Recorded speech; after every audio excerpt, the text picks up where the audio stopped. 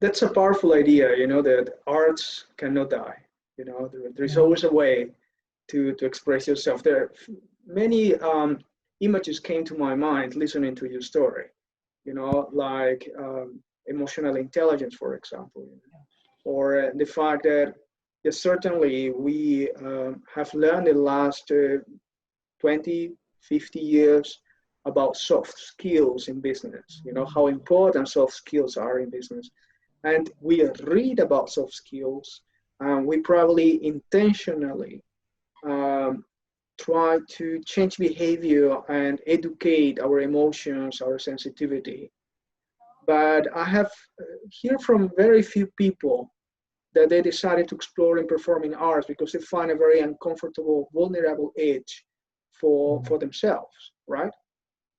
And there is a step from saying, I'm taking a course in arts because I want to develop soft skills or my emotional intelligence, to say arts today is my lifestyle because that connects to something very personal and helps me to grow as a person. And in your case, helps you connect with something that has been there all the time, very, you say, very young.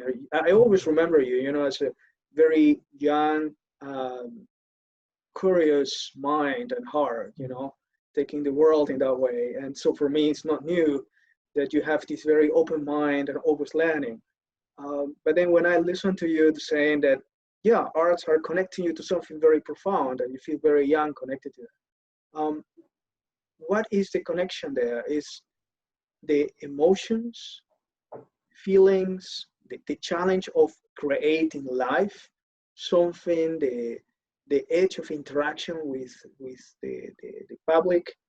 Uh, what is there behind the experience in scenic arts, in performing arts, or arts in general, that brings so much energy to you, and what you have learned about this process of growing in sensitivity?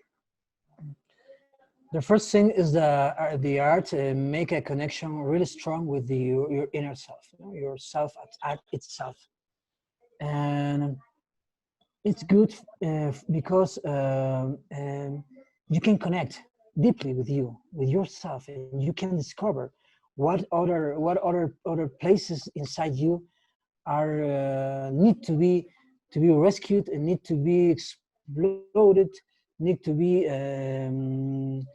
strong, the strength to make it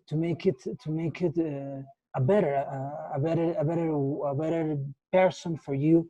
You connect at first with you, but you can connect too with the other people, and you can connect too with the group of people too, and you connect not only with feelings, but you connect with mind too, and you connect with perception, and you connect with subtle energy, and you connect with another way of feeling the things, and not just for you only, but for the people and for the group and for your partner and for the others. It's important, and this is a connection, a whole connection. I said again, a fractal connection, a whole connection, Yeah. because there are no difference. Uh, Maybe there's a difference in what is mind and what is heart, but I think this is a difference that is more academic and more to categorize one or the other. But in a deep manner, uh, when you think something, you feel something too. And when you feel something, for example, one word, any word, when you say any word, that is mind, for example, but this generates a feeling. So both things act together. You feel something, and then comes a concept, comes a vision, comes anything. When you have this vision, the same thing generates this feeling. So it's good to make this to be in this, and to make this, for example, for the companies and for the NGOs and for software skills, etc.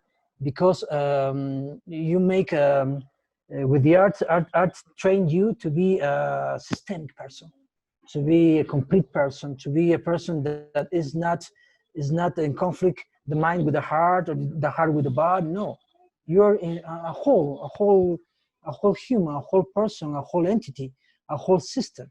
And so art have convinced me and have teaching me that there are no division, there are no difference, that your mind can be very good with your feelings, and your feelings can be very good and very comfortable with the things you think your concepts in your mind. And it's again integration. Again, integration is the word again. So you can integrate both hemispheres. You can integrate.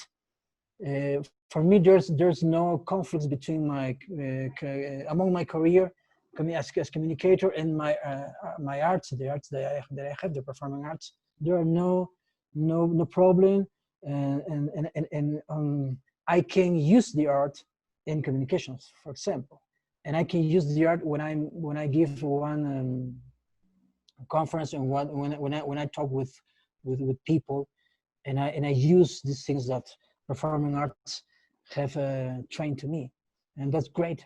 Really, art is so great way of living when you incorporate this way of living as a part of you, and not as external part, but being as yourself and living the art by itself, and from the art to make the work and to make the projects and to make all of them, and so the projects can be really fully enjoyable and joyfully and all.